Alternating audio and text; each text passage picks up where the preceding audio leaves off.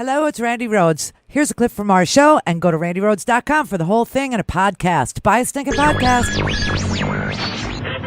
Mary had a little man. The fall. We believe that all men are created equal. To the magnificent mosaic that is America. From radio beacon to radio beacon. I have a dream today. Change has come to America. Believe me. Knock, knock. Who's there? It's a figment of your imagination. Randi Rhodes Show. Turn up your mind. Fervently stand against the renaming of our forts, these great American fortresses where literally some of these men and women who lost their lives as they went out to Europe and Afghanistan and Iraq and all across this world to win world wars on behalf of freedom. A lot of times the very last place they saw was one of these forts.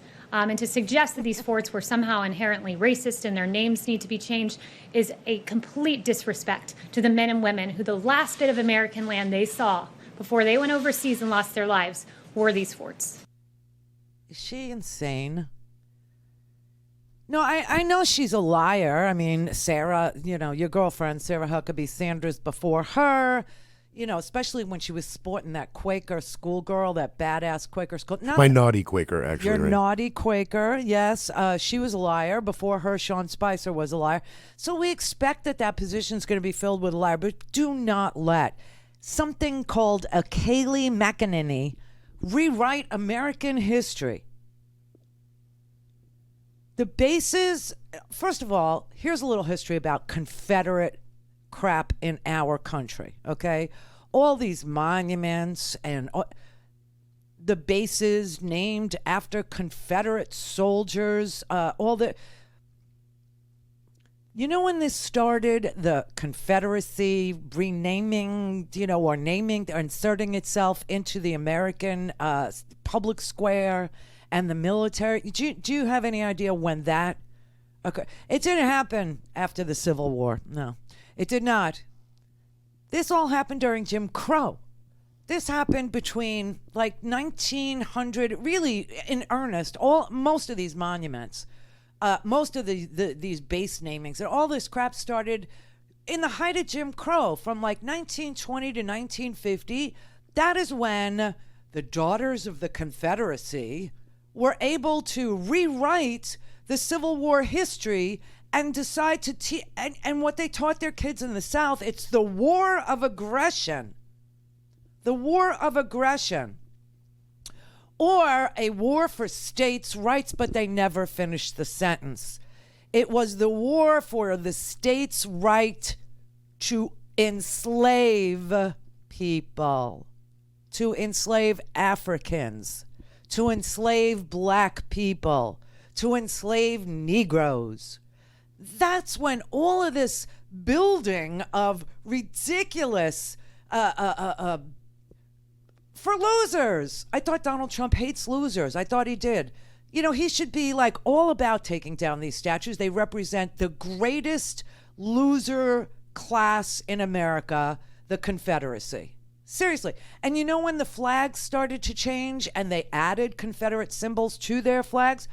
Right when the civil rights movement was beginning. In the 50s, okay? In the 1950s, 56, I think, was when Mississippi added it. Yeah, this was all a white backlash. This was all about a white... Now, let's talk about black participation in these great wars of ours, shall we? Let's get a little history on into Kayleigh McEnany's blonde bimbo brain. I mean, what do they teach at these, expensive, fancy Ivy League colleges? I didn't go, so I don't even know how you could turn out this way. I don't even know what that experience is. The Medal of Honor was invented during the Civil War. The Civil War. It is the highest honor the military presents. 25 Union soldiers, we don't even talk about the Union soldiers, do we? Let's talk about the winners for a moment, shall we? 25 Union soldiers who are African American, who are black men, won the Medal of Honor in the Civil War fighting for the Union. Why doesn't she know that? Why don't we name some of the bases after them? How's that for an idea? There was this infantry unit. I don't even know how many people ever even bothered to check out the Union side of the Civil War because it had to be done. These people in the South were traitors. They were traitors who seceded from the United States and declared war upon it. There were only 11 Confederate states, and yet we have these stupid monuments in like 31 states. What is that about? I'll tell you what that's about. It's about sending a message to uppity black people, except those people died for our country over and over and over and over and over again in every freaking war, from the Spanish-American War, the Indian Wars, Buffalo Soldiers. What is wrong with people? What is wrong with this girl? It's so offensive. All right, so let's talk about this one really incredible regiment. They came out of Massachusetts, okay? They were recruited by the abolitionist governor. We could name a base after him, John Andrew. He was the abolitionist governor of Massachusetts, and he raised the first black regiment in the North, okay? He literally went out and got recruiters. He employed them. And these recruiters traveled all over the free states, enlisting former slaves and lifelong freemen to fight against these traitors who seceded from the United States of America so that they could protect the right to own people, to own human beings.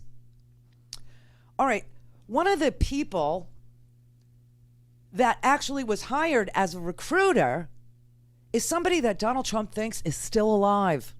Frederick Douglass. And Frederick Douglass's two sons were the first recruits, the first enlistees from New York into the 54th. And he wasn't, the letter that I went to get the letter. I got the letter. The letter that laid out the qualifications was young men of military experience, of firm anti-slavery principles, ambitious, superior to the vulgar contempt of color, meaning superior to racism, that it won't bother you, okay? That you're fighting for a just cause and you know it. Having the faith in the capacity of colored men for military service. First commander of the 54th was a guy named Robert Gould Shaw. I think he's the guy that was supposed to be the guy in the movie Glory. Remember the movie Glory? Matthew Broderick's character. Yes. Well, he was actually a zealous abolitionist.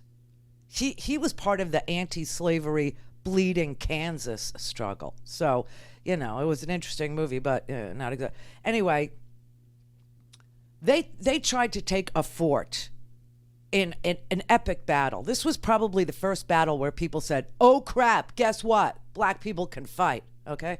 It was Fort Wagner. It was on the tip of Morris Island in Charleston Harbor, and it was an important point of exit and entry for the Confederacy, right? And if the Union forces got Fort Wagner, then the Confederacy would be cut off from a crucial port. Anyway, it was a massive, bloody battle. Bloody. And the Union ended up retreating. But this was the first battle that included African-American enlistees, okay? The 54th, Massachusetts 54th. One of those men got one of the first medals of honor. His name was William Harvey Carney. He was an Army sergeant in the 54th Massachusetts Volunteer Infantry.